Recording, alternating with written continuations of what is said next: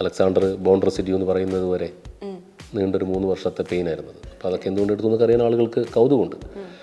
അപ്പോൾ ഓസ്ലർ 2 എന്താണെങ്കിലും സംഭവിക്കും. കോമഡി വിൽക്കാൻ നടക്കുന്ന ഒരാളാണ് ഞാൻ, ഫ്രീ ആയിട്ട് കൊടുക്കൂല. നെക്സ്റ്റ് ക്വസ്റ്റ്യൻ, വിജയബാബുവിൻ്റെ ഫ്രണ്ടാണോ? അല്ലോ ചത്താങ്ക മട്ട എന്നാലും മസത്തുങ്ക മട്ട അതുപോലെ എൻ്റെ ഒരൊറ്റ അടിക്ക് മമ്മൂട്ടി. ചർച്ചകളൊന്നും ഞാൻ കണ്ടില്ലല്ലോ.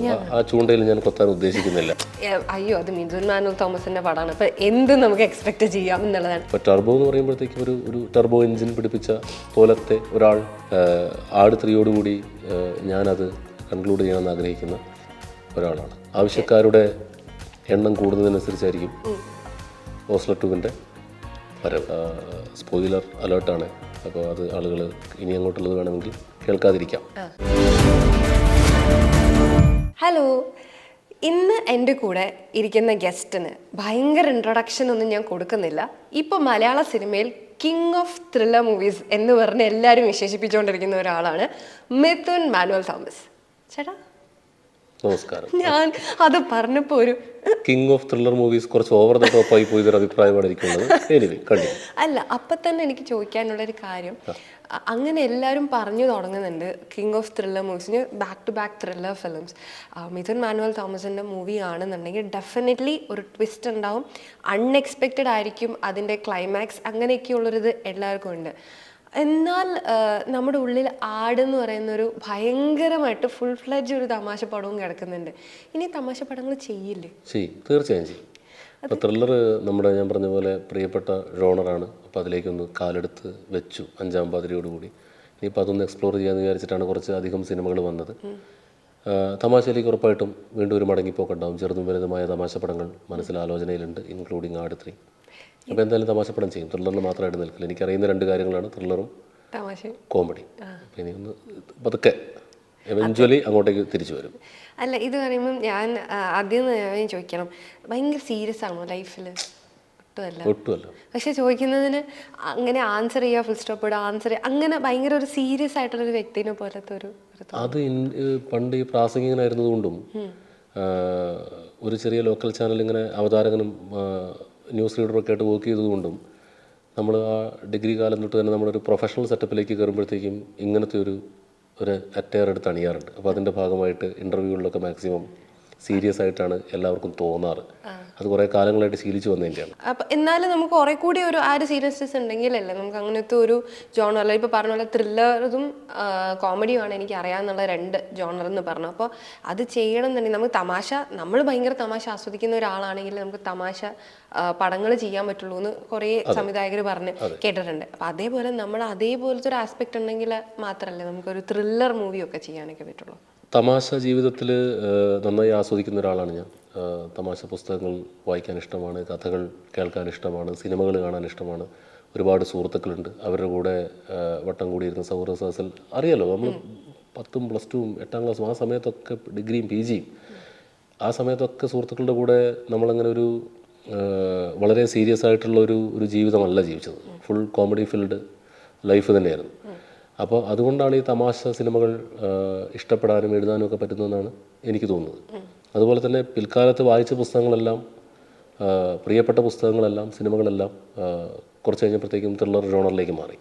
അങ്ങനെയാണ് ഈ 2ഉം അടങ്ങുന്നതെന്നാണ് എനിക്ക് തോന്നുന്നത്. പിന്നെ നാട്ടുമ്പുറത്തെ ജീവിതം, ഇടവക, നാട്ടുമ്പുറത്തെ സുഹൃത്തുക്കൾ, അവിടുത്തെ എന്താ പറയുക എൻഡവേഴ്സ്, എന്ത് വന്നാലും അതൊക്കെ എന്താണെങ്കിലും ഫണ്ണിലേ അവസാനിക്കുള്ളൂ.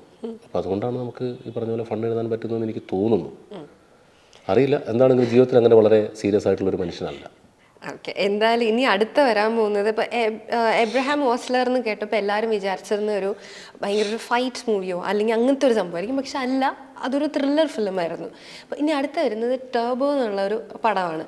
അത് കേൾക്കുമ്പോൾ നമുക്കിനി അയ്യോ, അത് മിഥുൻ മാനുവൽ തോമസിൻ്റെ പടമാണ്, അപ്പോൾ എന്ത് നമുക്ക് എക്സ്പെക്ട് ചെയ്യാം എന്നുള്ളതാണ്. അതൊരു അടുത്തൊരു ത്രില്ലർ മൂവിയാണോ അതോ? അല്ല, ടർബോ ഒരു ത്രില്ലർ മൂവിയല്ല. ടർബോ ഒരു ആക്ഷൻ കോമഡിയാണ്. മാസ് ആക്ഷൻ ഫിലിം എന്ന് പറയാൻ പറ്റില്ല, പക്ഷേ ഒരു ഹ്യൂമറിൻ്റെ എലമെൻസ് ഉള്ള എന്നാൽ ആക്ഷനുമുള്ള, വൈശാഖേട്ടൻ ഡയറക്റ്റ് ചെയ്യുന്ന, മമ്മൂക്ക നായകനായി അഭിനയിക്കുന്ന ഒരു ആക്ഷൻ കോമഡി ജോണറിൽ പെടുത്താവുന്ന സിനിമയാണ് ടർബോ. അല്ലാതെ ഒരു ഹാർഡ് കോർ ത്രില്ലറോ മർഡർ മിസ്റ്ററിയോ ഒന്നുമല്ല. പക്ഷെ ആ പേര് ഈ പേരുകൾ എങ്ങനെയാ ചൂസ് ചെയ്യുന്നത്? ഭയങ്കര ആൾക്കാരെ ഭയങ്കരമായിട്ട് ഒന്ന് ഹുക്ക് ചെയ്യിക്കുന്ന പോലത്തെ പേരുകൾ. ഞാൻ ഡയറക്റ്റ് ചെയ്യുന്ന സിനിമകളുടെ പേരുകളെല്ലാം എയിലാണ് തുടങ്ങുന്നത്, എ, ആ. അപ്പോൾ അതുകൊണ്ട് തന്നെ ഇതുവരെ ഇത്രയും സിനിമകൾ ചെയ്തതെല്ലാം എയിലാണ് സ്റ്റാർട്ട് ചെയ്തത്. ഇനിയിപ്പോൾ ഞാൻ സംവിധാനം ചെയ്യുന്ന സിനിമകൾക്കെല്ലാം എ വെച്ച് തന്നെ പേരിടാനാണ് ഇനി അങ്ങോട്ടും തീരുമാനം. ഒരു എ പടങ്ങളുടെ സംവിധാനം എന്നുള്ള ലെവലിൽ കിടക്കട്ടെ.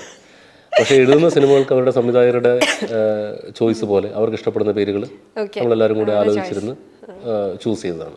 ഇപ്പോൾ ടർബോ എന്ന് പറയുമ്പോഴത്തേക്കും ഒരു ടർബോ എഞ്ചിൻ പിടിപ്പിച്ച പോലത്തെ ഒരാൾ, എക്സ്ട്രാ പവറുള്ള ഒരാൾ എന്നൊക്കെയുള്ള അർത്ഥത്തിലാണ് നമ്മൾ ആ പേര് ഇട്ടത്. ഞാൻ അടിച്ച താങ്കമട്ട എന്നാലും മസത്തുങ്കമട്ട അതുപോലെ ഒരൊറ്റ അടിക്ക് മമ്മൂട്ടി അങ്ങനത്തെ ഒരു ഓവർ ദ ടോപ്പ് ആക്ഷൻ ഉണ്ടോ എന്ന് ചോദിച്ചാൽ അതുകൊണ്ട്. എന്നാലും ഈ പറഞ്ഞ പോലെ ഒരു എക്സ്ട്രാ കരുത്തുള്ള ഒരാൾ, അങ്ങനെ ഒരു നായകനെ നമ്മൾ അവതരിപ്പിക്കുകയാണ്. ഈ ടർബോയുടെ ആണെങ്കിലും അതുപോലെ ഓസ്ലറിന്റെ ആണെങ്കിലും ക്യാരക്ടർ പോയിട്ട് മമ്മൂക്ക അടുത്ത് പറഞ്ഞപ്പോഴത്തേക്കും മമ്മൂക്ക എങ്ങനെയാണോ മമ്മൂക്കടുത്ത് അത് അവതരിപ്പിച്ചത് ഇങ്ങനത്തെ ഒരു സംഭവം ഉണ്ട് എന്നുള്ളത് കൺവിൻസ് ചെയ്യുന്നത്? അതങ്ങനെ കൺവിൻസ് ചെയ്യാൻ ബുദ്ധിമുട്ടുള്ള ആളല്ലല്ലോ മമ്മൂക്ക. അയാളെ കൺവിൻസ് ചെയ്യാൻ ഭയങ്കര എളുപ്പമാണ്. അദ്ദേഹത്തിൻ്റെ അടുത്ത് നല്ലൊരു കഥ പറയുക, അത്രേ ഉള്ളൂ.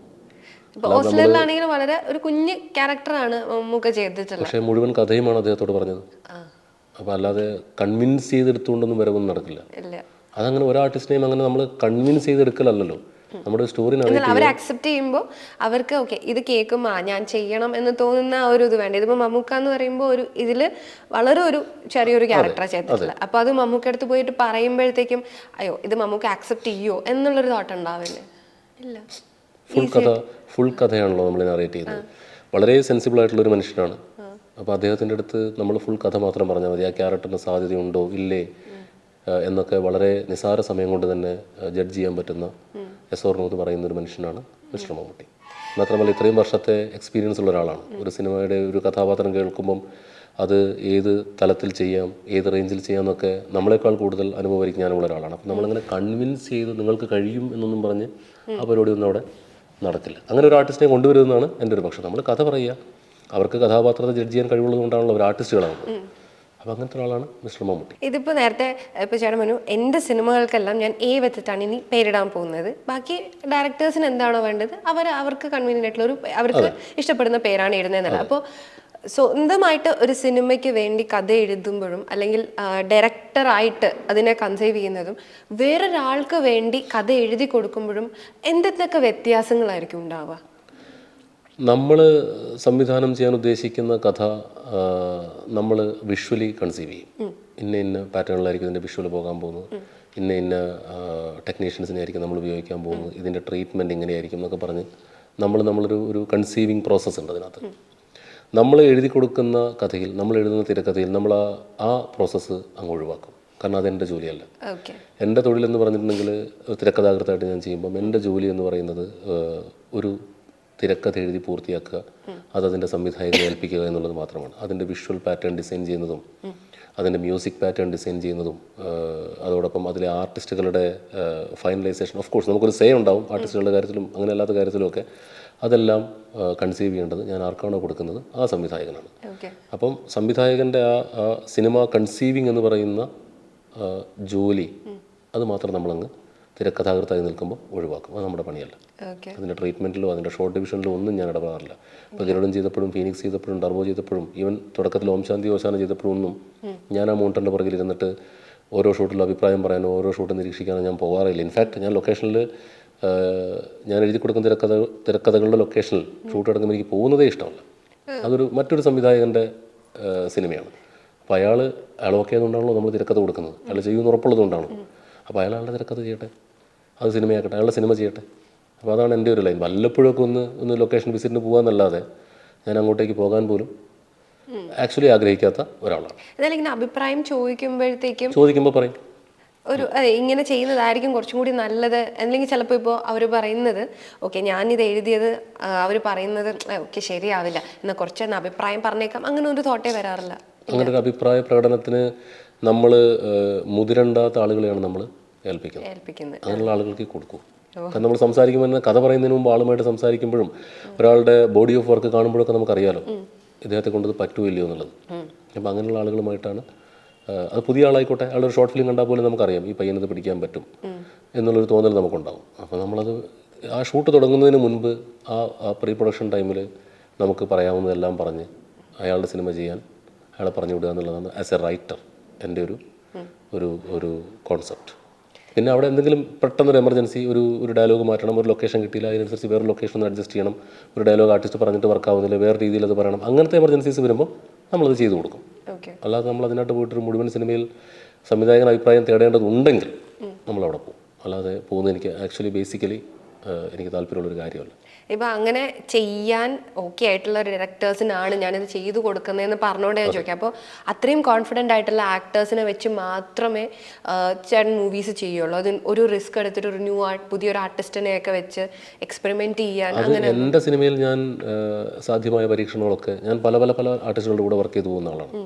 അപ്പം മറ്റൊരു സംവിധായകൻ വരുമ്പോൾ അയാൾക്ക് കംഫർട്ടബിൾ ആയിട്ടുള്ള ആർട്ടിസ്റ്റിൻ്റെ കൂടെ അയാൾ വർക്ക് ചെയ്യട്ടെ എന്നുള്ളതാണ് എൻ്റെ ഒരു ലൈൻ. ഇപ്പം ഇന്ന കഥാപാത്രം ഇന്ന ആർട്ടിസ്റ്റ് ചെയ്താൽ മാത്രമേ നന്നാവൂ എന്നുള്ള ഒരു പക്ഷക്കാരനല്ല ഞാൻ. ഞാനങ്ങനെ ആർട്ടിസ്റ്റുകളെ മനസ്സിൽ വെച്ചുകൊണ്ട് അങ്ങനെ വളരെ അപൂർവമായിട്ടേ എഴുതിയിട്ടുള്ളൂ. ഒരു കഥ എഴുതി പൂർത്തിയാക്കുന്നു, ഒരു കഥാപാത്രത്തെ എഴുതി പൂർത്തിയാക്കുന്നു, അതിന് സ്യൂട്ടബിൾ ആയിട്ടുള്ള അവൈലബിൾ ആർട്ടിസ്റ്റ് അപ്പോൾ ആരാണോ, ഓപ്ഷൻ എ ബി സിയിൽ അവൈലബിൾ ആർട്ടിസ്റ്റ് ആയിട്ടുള്ള ആരാണോ അവരെ കാസ്റ്റ് ചെയ്യുക എന്നുള്ളതാണ് ഞാൻ പിന്തുടരുന്ന ഒരു രീതി. ഇപ്പം ഞാൻ എഴുതി കൊടുക്കുന്ന സംവിധായകർക്ക് വേറെ രീതിയാണെങ്കിൽ അവർക്കതുപോലെ ചെയ്യാം. അത് ആർട്ടിസ്റ്റ് കാസ്റ്റിംഗ് ഒക്കെ അവരുടെ ലിബർട്ടി അല്ലേ. ഇപ്പോൾ കുറേ പേരുടെ ഇതാണ് ചേട്ടൻ്റെ കൂടെ ഒരു അസിസ്റ്റ് ചെയ്യാനായിട്ട്, ചേട്ടൻ്റെ മൂവിക്ക് അസിസ്റ്റ് ചെയ്യാനായിട്ട് എന്തൊക്കെ ക്രൈറ്റീരിയകളാണ് ഉള്ളതെന്നുള്ളതൊക്കെ ഒരുപാട് ഇൻ്റർവ്യൂസിൻ്റെ ഒക്കെ താഴെ എനിക്കൊന്ന് ചേട്ടൻ അസിസ്റ്റ് ചെയ്താൽ കൊള്ളാമായിരുന്നു, അതിനെന്താണ് ചെയ്യേണ്ടത്, ചേട്ടനിലേക്ക് എങ്ങനെ റീച്ച് ചെയ്യാം എന്നൊക്കെ ചോദിച്ചിട്ട് കുറേ കമൻറ്റുകൾ ഇപ്പോൾ ഇൻ്റർവ്യൂവിൻ്റെ താഴെയൊക്കെ വരുന്നുണ്ട്. അതൊക്കെ കാണാറുണ്ട്. കുറേ ഇപ്പോൾ ഈ ഫീനിക്സിൻ്റെയും ഗരുഡൻ്റെയും ഓസ്ലറിൻ്റെ ഒക്കെ പ്രൊമോഷനായിട്ട് ഞാൻ ഒരുപാട് ഇൻ്റർവ്യൂസ് കൊടുത്തു. മുൻപ് വളരെ അപൂർവമായിട്ട് ഇൻ്റർവ്യൂസ് കൊടുത്തിരുന്നുള്ളൂ. അപ്പോൾ ഇപ്പം അങ്ങനെ എല്ലാ കമൻറ്റുകളും വായിച്ച് നോക്കാറില്ല. എന്നാലും മെസ്സേജസിലൊക്കെ ഒരുപാട് പേര് ചോദിക്കാറുണ്ട്. പക്ഷേ ഞാൻ ചൂസ് ചെയ്യുന്നത് ഇപ്പം നമ്മുടെ നേരം പോക്ക് എന്ന് പറഞ്ഞാൽ അതൊരു യൂട്യൂബ് ചാനലും കൂടി ഉണ്ട്. അതിനകത്ത് ഒരുപാട് ഷോർട്ട് ഫിലിംസും ഉണ്ട്. അപ്പോൾ അതിൽ വർക്ക് ചെയ്തിട്ടുള്ള നല്ല ഡയറക്ടേഴ്സ്, പിള്ളേരെ, ഷോർട്ട് ഫിലിം മേക്കേഴ്സ് ഉണ്ടല്ലോ, അവരെ എടുക്കുക എന്നുള്ളതാണ് ഇപ്പം ഞാൻ പിന്തുടരുന്ന ഒരു രീതി. അതങ്ങനെ ചെയ്യാൻ കാരണം ഒരു സിനിമയിലേക്ക് ചിലപ്പോൾ പുതിയതായിട്ട് ഒരു അസിസ്റ്റൻറ്റ് ഡയറക്ടറിനെ എടുക്കുള്ളൂ, അതിനുള്ള സ്പേസേ ഉണ്ടാവുള്ളൂ. ബാക്കി ഡിപ്പാർട്ട്മെൻറ്റ്സ് ഹാൻഡിൽ ചെയ്യാൻ വേണ്ടിയിട്ട് നമുക്ക് എക്സ്പീരിയൻസ്ഡ് ആയിട്ടുള്ള ആളുകൾ വേണം. മാക്സിമം പോയാൽ 2. അപ്പോൾ ഈ 2 പേരുടെ ഒരു വേക്കൻസിക്ക് വേണ്ടിയിട്ട് നമ്മളോടൊരു 50 or 100 പേര് ചോദിക്കുന്നുണ്ടാവും. എന്നോട് 5 or 6 വർഷമൊക്കെ അവസരം ചോദിച്ചിട്ടുള്ള ആളുകൾക്കാണ് ഇപ്പോൾ ഓസ്ലറിലൊക്കെ ചിലപ്പം അവസരം കിട്ടിയിട്ടുള്ളത്. അതങ്ങനെയാണ്. ഇപ്പം ഞാൻ മാത്രമല്ല, ഏതൊരു സംവിധായകൻ്റെ അടുത്തും ഇതുപോലെ ഒരുപാട് പിള്ളേർ ചോദിക്കുന്നുണ്ട്. അപ്പോൾ ഞാൻ എടുക്കുന്ന ക്രൈറ്റീരിയ എങ്ങനെയാണ്, നല്ലൊരു വർക്ക് കാണിച്ചാൽ എപ്പോഴെങ്കിലുമൊക്കെ ഒരു സിനിമയിലെ ഒരു അസിസ്റ്റന്റ് ഡയറക്ടർ എന്നുള്ള സ്പേസിലേക്ക് ചിലപ്പോൾ കയറ്റാൻ കഴിഞ്ഞേക്കും. അല്ലാതെ പുതിയൊരാൾക്ക് നമ്മൾ ഈ പറഞ്ഞ പോലെ, കാരണം ഇത്രയും ആളുകൾ കാത്തു നിൽക്കുന്നുണ്ട്, പെട്ടെന്ന് ചോദിച്ചാൽ ഒരു കാണിക്കാൻ വർക്കൊന്നും ഇല്ലെങ്കിൽ നമുക്കൊന്നും ചെയ്യാനും പറ്റില്ല. അപ്പോൾ ക്രൈറ്റീരിയ എത്രയേ ഉള്ളൂ, നല്ലൊരു വർക്ക് ചെയ്യുക. അത് എൻ്റെ കണ്ണിൽ അല്ലെങ്കിൽ ഏതെങ്കിലും ഒരു ഡയറക്ടർ കണ്ണിൽ പെടും. അതൊരു പ്രൊഫൈലാക്കി വെച്ചുകൊണ്ട് അവസരം ചോദിച്ചാൽ കിട്ടും. കാണിക്കാൻ വർക്കില്ലാതെ ചോദിച്ചാൽ അത്രയും ഈ പറഞ്ഞ പോലെ മാനേജ്മെൻറ്റ് കോട്ട എന്ന് പറയുന്ന ആ പരിപാടി ഉണ്ടെങ്കിലേ കയറാൻ പറ്റുള്ളൂ. ഇപ്പം എനിക്ക് ചേട്ടൻ്റെ സിനിമയിൽ അസിസ്റ്റ് ചെയ്യണം, അല്ലെങ്കിൽ ചേട്ടൻ്റെ സിനിമയിൽ അഭിനയിക്കണം. ഇപ്പം എനിക്ക് എങ്ങനെ ഞാൻ അതിനെ റീച്ച് ചെയ്യും? അത് ഒരു എളുപ്പം ഒരു കാര്യം. അസിസ്റ്റ് ചെയ്യാൻ ഷോർട്ട് ഫിലിം എന്തെങ്കിലും ഉണ്ടാക്കുക, അത് സോഷ്യൽ മീഡിയയിൽ ചർച്ച ചെയ്യപ്പെട്ടാൽ ഓട്ടോമാറ്റിക്കലി ഞാനടക്കമുള്ള എല്ലാ സംവിധായകരും അത് കാണും. ആ വിജയത്തിൻ്റെ ഒരു മറ പിടിച്ചുകൊണ്ട് എന്ത് ചെയ്യും, ഒരു അസിസ്റ്റ് ചെയ്തോട്ടെ എന്നൊക്കെ ചോദിച്ചാൽ ആ പയ്യൻ കൊള്ളാലോ, അതുകൊണ്ട് വരാൻ പറ എന്ന് നമ്മൾ തന്നെ നമ്മുടെ ചീഫിനോടൊക്കെ പറയും. അതാണ് അസിസ്റ്റ് ചെയ്യാനുള്ള ഡയറക്റ്റ് ആയിട്ടുള്ള ഒരു മാർഗ്ഗം. അല്ലാതെ എല്ലാ ലൊക്കേഷനിലും വന്ന് അസിസ്റ്റ് ചെയ്യാൻ ചാൻസ് ചോദിച്ചാൽ ഞാനിപ്പോൾ നോ പറയാൻ പഠിച്ചു, ഇല്ല നടക്കില്ല, ഇതാണ് വഴി എന്ന് പറയാൻ പഠിച്ചു. കാരണം ഇത് മാത്രമേ ഉള്ളൂ വഴി. പിന്നെ പുതിയതായിട്ട് അവസരം ചോദിക്കുന്നവർക്ക് വേണ്ടിയിട്ട് നമ്മൾ ഓഡിഷൻസ് ഇഷ്ടംപോലെ വെക്കാറുണ്ട്. ഇപ്പോൾ ഞാൻ നെക്സ്റ്റ് ചെയ്യാൻ പോകുന്നൊരു സീരീസാണ്. അതിലേക്ക് നമ്മുടെ സൗഹൃദത്തിൽ നിന്നും പരിചയത്തിൽ നിന്നും അത്ര ഓപ്പൺ ഓഡിഷൻ അല്ലായിരുന്നു, എന്നാലും ഒരു ചെറിയൊരു ഓപ്പൺ ഓഡിഷൻ പോലെ നമ്മൾ ചെയ്തെടുത്തു. ഇപ്പോൾ അബ്രഹാം ഓസ്ലറിലും എൻ്റെ അസോസിയേറ്റ് ആയിരുന്നു, പിന്നെ അനുഗ്രഹീതനാണ് ചെയ്ത പ്രിൻസാണ് കാസ്റ്റിംഗ് ഡയറക്ടറായിട്ട് നിന്നത്. അങ്ങനെയായിരുന്നു ക്രിയേറ്റീവ് ഡയറക്ടർ, കാസ്റ്റിംഗ് ഡയറക്ടർ ജോലിയും കൂടെ അവൻ ചെയ്തു. അപ്പോൾ അവനിങ്ങനെ ഓരോരുത്തരെ വർക്ക് കണ്ട് തന്നെയാണ് ചെറിയ വേഷങ്ങൾ ചെയ്തവരെയും നമ്മൾ ഫ്ലാഷ് ബാക്കിലേക്കുള്ള എല്ലാവരെയും നമ്മളിങ്ങനെ ചെറിയൊരു ഡയലോഗ് നന്നായി പറഞ്ഞവരെയും അങ്ങനെയുള്ളവരെ തപ്പിപ്പിടിച്ച് നമ്മൾ കാസ്റ്റ് ചെയ്യായിരുന്നു. അപ്പോൾ 2 വഴിയുള്ളൂ. ഓപ്പൺ ഓഡിഷൻ വെക്കുകയാണെങ്കിൽ വരിക, അല്ലെങ്കിൽ ഷോർട്ട് ഫിലിംസിൽ പോലും ശ്രദ്ധിക്കപ്പെടുന്നൊരു വേഷം ചെയ്ത് കഴിഞ്ഞാൽ അത് ചിലപ്പോൾ സിനിമയിലേക്ക് കാണിക്കാൻ ഒരു വർക്ക് ഉണ്ടാവും. അത് നിന്നിട്ടായിരിക്കും നിർബന്ധമാണ്. ഓക്കെ. ഇപ്പോൾ എല്ലാവരും കുറേ കാര്യം കേൾക്കുന്നത് വെച്ച് കഴിഞ്ഞാൽ, ജയറാം എൻ്റെ അടുത്ത് ഓസ്ലറിൻ്റെ ലൊക്കേഷനിൽ വെച്ചിട്ട് വേറൊരു കഥ പറഞ്ഞു എന്നുള്ളതാണ്. അതിൻ്റെ സ്റ്റാറ്റസ് എന്താണ് എന്നൊക്കെയുള്ളത് ഭയങ്കരമായിട്ട് നമ്മൾ സോഷ്യൽ മീഡിയയിൽ ചർച്ച ചെയ്യുന്നുണ്ട്. അടുത്തത് എന്തായിരിക്കും, ഇങ്ങനെ ഗസ് ചെയ്ത് നോക്കൂ, അടുത്തത് എങ്ങനെയായിരിക്കും, അടുത്ത മിഥുൻ മാനുവൽ. അങ്ങനത്തെ ചർച്ചകളൊന്നും ഞാൻ കണ്ടില്ലല്ലോ. ആ ചൂണ്ടയിൽ ഞാൻ കൊത്താൻ ഉദ്ദേശിക്കുന്നില്ല. Next question. എന്നാലും അടുത്ത ചോദിക്കാനുള്ളത് എല്ലാവർക്കും അറിയേണ്ട ടർബോയുടെ വിശേഷങ്ങളും ഇതും അത് തന്നെയാണ്. അതുപോലെ ഇനി നമ്മൾ എക്സ്പെക്ടേഷൻ ഭയങ്കര ഹൈ ലെവലിൽ നിൽക്കുന്നതാണ് 6-ാം പാതിര, ആട് 3 എന്നൊക്കെ പറയുന്ന സിനിമകൾ. ഇനി ഗരുഡൻ വരുമോ? ഇതൊക്കെ എല്ലാവരും ചോദിക്കുന്ന കുറച്ച് ക്വസ്റ്റ്യൻസ് ആണ്. അതിൽ ഞാൻ ചൂണ്ടയിടാൻ ശ്രമിക്കുന്ന 2 കാര്യങ്ങൾ ആട് 3-യും 6-ാം പാതിരയാണ്. ആട് 3-യും 6-ാം പാതിരയും ചെയ്യണമെന്ന് ആഗ്രഹമുള്ള 2 സിനിമകൾ തന്നെയാണ്. അപ്പോൾ അതിലേക്ക് കടക്കാനുള്ളൊരു കുറേ കാര്യങ്ങൾ ശരിയാവാനുണ്ട്. അപ്പോൾ നമ്മളത് ചെയ്യുമ്പോൾ അത്രയും മേൽപ്പറഞ്ഞ എക്സ്പെക്റ്റേഷൻ ഉള്ള സിനിമകളായതുകൊണ്ട് ഞാൻ തന്നെ അത്രയും കോൺഫിഡൻ്റ് ആവുന്നൊരു സമയത്തെ ഈ 2 സിനിമകളിലേക്ക് നമ്മൾ ഇറങ്ങുള്ളൂ. ആഗ്രഹങ്ങളുള്ള പ്രോമിസ് ഞാൻ എല്ലാ ഇൻ്റർവ്യൂവിലും പറയുന്ന 2 സിനിമകളാണ് ഇത് 2. പക്ഷേ അതിന് കുറച്ച് കാര്യങ്ങൾ ശരിയാവാനുണ്ട്. അപ്പോൾ അത് റെഡിയായി കഴിഞ്ഞാൽ ഈ 2 സിനിമകളും സംഭവിക്കും. ഓക്കെ. സർബത്ത് ഷമീർ എന്ന് പറഞ്ഞിട്ട് ഒരുപാട് കടകൾക്ക് പേരിട്ടത് കണ്ടിട്ടുണ്ട്. നമ്മുടെ കൊച്ചിയിൽ തന്നെ അങ്ങനത്തെ പേരുള്ള കടയുണ്ട്. അപ്പൊ സർബത്ത് ഷമീറിന് അത്രയും റീച്ചാണ്. സർബത്ത് ഷമീറിന് പറഞ്ഞാൽ അതൊരു ക്യാരക്ടറാക്കി, ഒരു സെൻട്രൽ ക്യാരക്ടറാക്കി ഒരു മൂവി വരാൻ എന്തെങ്കിലും ചാൻസ് ഉണ്ടാവും? വിജയബാബുവിന്റെ ഫ്രണ്ടാണോ? അല്ല അല്ല, വിജയചേട്ടന്റെ ഫ്രണ്ടാണ്. അല്ല, ഞാൻ ആടിനകത്ത് സർബത്ത് ഷമീറിനെ മാത്രം എടുത്ത് ചോദിച്ചത്. അല്ലല്ല, വിജയചേട്ടന്റെ ഫ്രണ്ടാണ്. പക്ഷെ ഞാൻ ആട് ഫ്രാഞ്ചൈസിയിലെ എല്ലാ ക്യാരക്ടേഴ്സിനും ഒരു മ്യൂസിക് ഉണ്ട്, അവർക്ക് സ്പിൻ ഓഫുകൾ ആൾക്കാർ ചോദിക്കാറുണ്ട്. പക്ഷെ ആട് 3യോടുകൂടി ഞാനത് കൺക്ലൂഡ് ചെയ്യണമെന്ന് ആഗ്രഹിക്കുന്ന ഒരാളാണ്. ഒരു വൺ ലാസ്റ്റ് റൈഡ് അത് ചെയ്ത് അത് കൺക്ലൂഡ് ചെയ്യണമെന്ന് ആഗ്രഹിക്കുന്ന ഒരാളാണ്. പിന്നെ മറ്റേതെങ്കിലുമൊക്കെ എഴുത്തുകാർക്കും സംവിധായകർക്കും ഒക്കെ പിൽക്കാലത്ത് എപ്പോഴെങ്കിലുമൊക്കെ സ്പിൻ ഓഫുകളൊക്കെ ചെയ്യാൻ തോന്നിക്കഴിഞ്ഞാൽ അതിനെനിക്ക് ബുദ്ധിമുട്ടൊന്നുമില്ല. കൺവിൻസിംഗ് ആയിട്ട് അങ്ങനെ ഒരു സംഭവം വന്നു കഴിഞ്ഞാൽ അവർക്ക് ചെയ്യാം. ഞാൻ എന്താണെങ്കിലും ആട് 3യോടുകൂടി ഫ്രാഞ്ചൈസ് അത് വൈൻഡപ്പ് ചെയ്യും. ഓക്കെ. ഇത് എനിക്ക് ഭയങ്കര ഇതിപ്പോൾ പറഞ്ഞപ്പോഴത്തേക്ക് എടുത്ത് പേഴ്സണലി എനിക്ക് പറയാൻ ഇഷ്ടമുള്ള എല്ലാവർക്കും ഓരോരോ മ്യൂസിക്കിലാണ് എല്ലാവരും ആ സിനിമയിൽ വരുന്നത്. അത് ഭയങ്കര ഒരു എന്താ പറയുക, ഡിഫറെൻ്റ് ആയിട്ടുള്ളൊരു തോട്ടാണ്. അങ്ങനത്തെ ഒരു സംഭവം എങ്ങനെ മൈൻഡിൽ വന്ന്? എല്ലാവർക്കും ഒരു സംഭവം പ്രീ പ്ലാൻഡ് ആയിരുന്നു. നമ്മൾ ഈ ഇത്രയും ക്യാരക്ടേഴ്സിനെ ചുറ്റിപ്പറ്റിയാണ് ഈ സിനിമ പോകാൻ പോകുന്നത്. അപ്പോൾ എല്ലാവരെയും മാസ് മണ്ടന്മാരായിട്ട് കാണിക്കുക എന്നുള്ളതായിരുന്നു ഉദ്ദേശം. വെറും മണ്ടന്മാരല്ല, മാസ് മണ്ടന്മാർ. അതുകൊണ്ടാണ് നമ്മൾ അങ്ങനത്തെ BGM ഒക്കെ ചെയ്തത്. അപ്പോൾ ആ BGMന്റെ ലിറിക്സ് ശ്രദ്ധിച്ചാൽ മനസ്സിലാവും അങ്ങനത്തെ മാസ് മണ്ടത്തരത്തിൻ്റെ ലിറിക്സ് തന്നെയാണ് അതിനകത്ത് ഇട്ടിരിക്കുന്നത്. ഇപ്പോൾ വടിവാളിനാൽ മുടി ചീകിടുന്നൊക്കെ പറഞ്ഞിട്ടാണ് അറക്കലബുമൊക്കെ വരുന്നത്. അപ്പോൾ അത് വളരെ ബോധപൂർവം ഈ ക്യാരക്ടേഴ്സിനെ എസ്റ്റാബ്ലിഷ് ചെയ്യാൻ വേണ്ടി എടുത്താണ്. അതിൻ്റെ വരി എഴുത്തുകാരനായ മനു മഞ്ജിത്ത് ആദ്യം ഈ വരികൾ എഴുതി, അതെനിക്ക് ഇഷ്ടപ്പെട്ട് അത് ഷാൻ റഹ്മാൻ മ്യൂസിക് ചെയ്യായിരുന്നു. നേരെ തിരിച്ചല്ല, ട്യൂൺ ഇട്ടിട്ട് വരി എഴുതിയതല്ല, വരി എഴുതിയിട്ട് ട്യൂൺ ഇട്ടതാണ്. ഓക്കെ. ഇത് ഞങ്ങളെ സ്ഥിരം ഞാൻ പേഴ്സണലി ഭയങ്കരമായിട്ട് ഉപയോഗിക്കുന്നവരുടെ അരുത് ഇതൊക്കെ ഭയങ്കരമായിട്ട് എല്ലാവരും കാണാറില്ലേ, അറിയുന്ന ആൾക്കാരും എല്ലാവരും അത് ഉപയോഗിക്കുന്ന എല്ലാവരും ഉപയോഗിക്കുന്ന ഒരു സാധനമാണ് അരുതപ്പൂ. ഇവനെ അങ്ങ് കൊന്നാറ് അരുത് ഈ സാധനങ്ങളൊക്കെ യൂസ് ചെയ്യുന്നതാണ്. അത് നന്നായിട്ട് കോമഡി പറയാൻ പറ്റുന്ന അല്ലെങ്കിൽ ആസ്വദിക്കാൻ പറ്റുന്ന ഒരാൾക്ക് അത് എന്ത് വന്നാലും ഇങ്ങനത്തെ ഒരു സാധനം ട്രോളിനും എല്ലാം ഇട്ട് കൊടുക്കാൻ പറ്റുള്ളൂ. പക്ഷെ ഇത്രയും നേരം സംസാരിച്ചിട്ട് ചേട്ടൻ ഭയങ്കര സീരിയസ് ആയിട്ട് കൈ കെട്ടി ഇങ്ങനെ ഇരിക്കുകയാണ്. കോമഡി വിൽക്കാൻ നടക്കുന്ന ഒരാളാണ് ഞാൻ. ഫ്രീ ആയിട്ട് കൊടുക്കൂല, അത് ഒരിക്കലും തിയേറ്ററിൽ കൊടുക്കുള്ളൂ. അതെ, എന്റെ ഓരോ കോമഡിക്കും ഭയങ്കര വിലയാണ്. അതെ, സമയത്തിന് ഓർക്കുന്നില്ലേ? അത് ചിലപ്പം മറ്റേ ആരോ പറയാറുണ്ട്, തിയേറ്ററിൽ ഒരു പുഞ്ചിരി വന്നാൽ 1 ലക്ഷം രൂപയുടെ വിലയാണ്. ആ പുഞ്ചിരി കുറച്ച് കഴിയുമ്പോൾ ഒരു 4 പുഞ്ചിരി വന്നാൽ അതൊരു പൊട്ടിച്ചിരിയാവും. അങ്ങനെയാണ് സിനിമകൾ, കോമഡി സിനിമകൾ വിജയിക്കുന്നത്. അതുകൊണ്ട് അങ്ങനെ ഫ്രീ ആയിട്ട് നമ്മൾ ചിരികൾ കൊടുക്കാൻ ഉദ്ദേശിക്കുന്നില്ല. Next question. ഓക്കെ.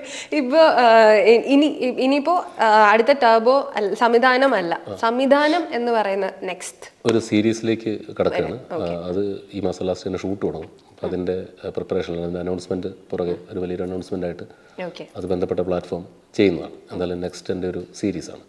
പിന്നെ ആക്ച്വലി 5-ാം പാതിരയ്ക്ക് ശേഷം ഞാനൊരു കുഞ്ഞു കോമഡി സിനിമയായിരുന്നു ചെയ്തത് കോവിഡ് കാലത്ത്. എല്ലാവരുടെയും കോവിഡ് സിനിമകൾ ഇറങ്ങി. അതിനകത്ത് അജു വർഗീസ് ആയിരുന്നു നായകൻ. അതിപ്പോഴും പുറത്തിറക്കാൻ പല സാങ്കേതിക കാരണങ്ങൾ കൊണ്ടും പറ്റിയിട്ടില്ല. അത് ചിലപ്പോൾ റിലീസ് ചെയ്യുമായിരിക്കും. അപ്പോൾ സംവിധായകനായിട്ട് ഈ പറഞ്ഞ പോലെ അന്ന് ചെയ്തൊരു സിനിമ ഒരു പക്ഷേ ഈ സീരീസിനിടയിൽ റിലീസാവാൻ സാധ്യതയുണ്ട്. അലക്സാണ്ടറും ഓസ്ലറും ഇനി തമ്മിൽ കാണാനുള്ള അവസരം ഉണ്ടാവുമോ? ഓസ്ലർ 2 അതിൻ്റെ ഒരു സ്നീക്ക് പീക്ക് പതുക്കെ യൂട്യൂബിൽ വരും. ഓക്കെ. അപ്പോൾ ഇതിൻ്റെ തിയേറ്ററിക്കൽ റൺ അവസാനിക്കുന്ന ഘട്ടത്തിലേക്ക് നമ്മൾ എത്തുകയാണ്. കാരണം ഇപ്പോൾ 28 days ആണല്ലോ OTT വിൻഡോ എന്ന് പറയുന്നത്. നമ്മളിപ്പോൾ 4ാമത്തെ ആഴ്ചയിലേക്ക് കയറുന്നു. ചിലപ്പോൾ ഒരു 1-2 ആഴ്ചയും കൂടെ തിയേറ്ററിലുണ്ടാവും. നമുക്ക് തിയേറ്ററിൽ നിന്ന് അതിഗംഭീര റെസ്പോൺസും കളക്ഷനും എല്ലാം കിട്ടി. പ്രേക്ഷകർക്കൊക്കെ ഭയങ്കര ഇഷ്ടപ്പെട്ടു. അപ്പോൾ അതിൻ്റെ എൻഡിൽ എല്ലാവരും എന്ത് പോസ്റ്റ് ഇട്ടാലും ഇപ്പോൾ ചോദിക്കുന്നൊരു ചോദ്യമാണ് ഓസ്ലർ 2 ഉണ്ടോ എന്നുള്ളത്. ഓസ്ലറിൻ്റെ ഭാര്യയ്ക്കും മകൾക്കും എന്ത് സംഭവിച്ചു എന്നറിയാൻ എന്താണ് അമേരിക്കയിലുള്ളത് ഓസ്ലറിന്റെ മകളാണ്? അല്ല, അങ്ങനെ പല തിയറികളും വരുന്നുണ്ട്. അപ്പോൾ എന്ത് സംഭവിച്ചു എന്നറിയാൻ ആൾക്കാർ കൗതുകമുണ്ട്. എന്തുകൊണ്ട് അർജുന അശോകൻ ചെയ്ത വിനീത് എന്ന് പറഞ്ഞ ക്യാരക്ടർ 2-3 വർഷം സ്പോയിലർ അലേർട്ടാണ്. അപ്പോൾ അത് ആളുകൾ ഇനി അങ്ങോട്ടുള്ളത് വേണമെങ്കിൽ കേൾക്കാതിരിക്കാം. അപ്പോൾ എന്തുകൊണ്ട് വിനീത് എന്ന് പറയുന്ന കഥാപാത്രം 2-3 വർഷം ഈ ത്യാഗം മുഴുവൻ സഹിച്ച് ഈ ക്യാരക്ടർ പിടിച്ച് ഓസ്ലറിൻ്റെ ഈ മെൻ്റൽ പെയിൻ ആസ്വദിച്ചുകൊണ്ട് നിന്നു. അലക്സാണ്ടർ ബോൺ റെസിഡ്യൂ എന്ന് പറയുന്നത് വരെ നീണ്ടൊരു 3 വർഷത്തെ പെയിൻ ആയിരുന്നത്. അപ്പോൾ അതൊക്കെ എന്തുകൊണ്ട് എടുത്തു എന്നൊക്കെ അറിയാൻ ആളുകൾക്ക് കൗതുകമുണ്ട്. അപ്പോൾ ഓസ്ലർ 2 എന്താണെങ്കിലും സംഭവിക്കും. അത് അതിനുള്ള ആലോചനകളുണ്ട്, ഒരു പ്ലോട്ടുണ്ട്. അപ്പോൾ അറിയാലോ, 1-2 കാര്യങ്ങൾ ഈ പറഞ്ഞ പോലെ അതിന് മുൻപ് അനൗൺസ് ചെയ്ത സീക്വലുകൾ കിടക്കുകയാണ്. അതിൻ്റെ ഒരു പ്രശ്നം മാത്രമേ ഉള്ളൂ. ഏതാണോ ആദ്യം സെറ്റാവുന്നത് ഓസ്ലർ 2 ആണെങ്കിൽ അത് നമ്മൾ ചെയ്യും. ആവശ്യക്കാരുടെ എണ്ണം കൂടുന്നതിനനുസരിച്ചായിരിക്കും ഓസ്ലർ 2വിൻ്റെ വരവ്. ഒരു ടെൻഷൻ ഉണ്ടാവില്ലേ? ആൾക്കാർ ഇത് കൈയടിക്കുന്നു, അടുത്തതിന് കുറച്ചും കൂടി ഒച്ചത്ത് കൈയടിക്കണം, അല്ലെങ്കിൽ കുറച്ചും കൂടി നന്നായി റിസീവ് ചെയ്യണം എന്ന് പറയുമ്പോൾ ആൾക്കാർ എക്സ്പെക്ടേഷൻ ലെവൽ ഇവിടെ നിൽക്കുന്നിടത്ത് ഒരു സിനിമ കഴിയുമ്പം കൂടി വരികയാണ്. അപ്പം അത് നമ്മൾ കൊടുക്കുമ്പോൾ അത്രയും ഒരു ടെൻഷൻ ഉണ്ടാവില്ലേ? ഞാൻ അങ്ങനത്തെ സംഘർഷങ്ങൾ ഉള്ളിലേക്ക് എടുക്കാൻ തൽക്കാലം ഉദ്ദേശിക്കുന്നില്ല. നമ്മളെ കൊണ്ട് പറ്റുന്നൊരു സിനിമ ചെയ്യുക, അത് ആളുകൾ സ്വീകരിച്ചാൽ നല്ലത്, ഇല്ലെങ്കിൽ അടുത്ത സിനിമ ചെയ്യുക. കാരണം അങ്ങനെ എക്സ്പെക്ടേഷൻ ലെവലിനെ കുറിച്ച് ആലോചിച്ചാൽ നമുക്ക് സിനിമകളെ ചെയ്യാൻ പറ്റാതാവും. ഇടവേളകൾ കൂടും, ഇത് വർക്കാവൂ എന്നുള്ള റെക്കറിങ് തോട്ട്സ് വരും. ഇപ്പം ഞാനതൊന്നും ആലോചിക്കുന്നില്ല. ഒരു നല്ല സ്ക്രിപ്റ്റ് കണ്ടു, അതിപ്പം ഏത് ജോണറിലാണെങ്കിലും അത് ചെയ്യുക. അതിൻ്റെ വിജയപരാജയങ്ങൾ ഭയങ്കര പരാജയമാണെങ്കിൽ നമുക്ക് ചിലപ്പോൾ അടുത്ത സിനിമയെക്കുറിച്ച് പലവട്ടം ആലോചിക്കേണ്ടി വരും. അതൊരു മിനിമം ലെവലിൽ സ്വീകരിക്കപ്പെട്ടാൽ പോലും അടുത്ത സിനിമ ചെയ്യുക. ചില സിനിമകൾ വലിയ വിജയങ്ങളാവും, ചില സിനിമകൾ ആവറേജ് ആവും. എൻ്റെ കരിയറിൻ്റെ എൻ്റെ ഫിലിമോഗ്രാഫി എടുത്ത് നോക്കിയാൽ അറിയാം. അതിനകത്ത് വലിയ വിജയങ്ങളുമുണ്ട്, പരാജയങ്ങളുമുണ്ട്, ചെറിയ ഹിറ്റുകളുമുണ്ട്, എല്ലാം ഉണ്ട്.